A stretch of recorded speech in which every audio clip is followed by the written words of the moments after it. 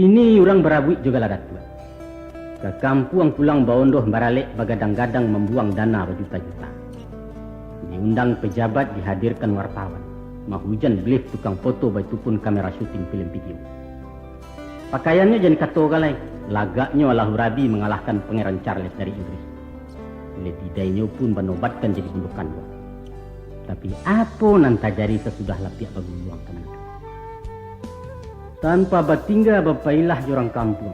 Sebelum diketahuinya lantak supadan pesaku tinggi, kenal pun alun jua anak buah rombo rakyatnya. Beliaulah cigin naik sedan menuju ranah perantauan. Tinggallah menangkabau di lampuk kabui odauto. Tapana anak kemanakan mencelik pengulupai entah kabilo kepulang. Apa sabananya yang dicari beliau?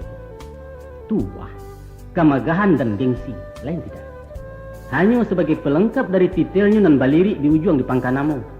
Atau sekadar menunjukkan kepada koleganya dari Jawa bahwa beliau juga keturunan berdarah biru bangsawan tinggi dari Minang. Syukur-syukur saja kalau Datuk Kitoko lain melihat mengengung warganya di perantauan. Tapi jangankan beliau ke Batandang ditandangi pun susah. Alun ke mampir ke rumahnya Wanji yang di Pagala menyala. Pembantu mencogok di balik kaca sambil bersorak. Enggak terima tamu, bapak lagi tidur. Oh, diundang memperkatukan kampung, beliau sibuk seminar lokakarya. Nak berbincang-bincang soal adat, jangan diarok. Jangankan kamu jadi kitambo, basuh awak pun beliau ndak habis.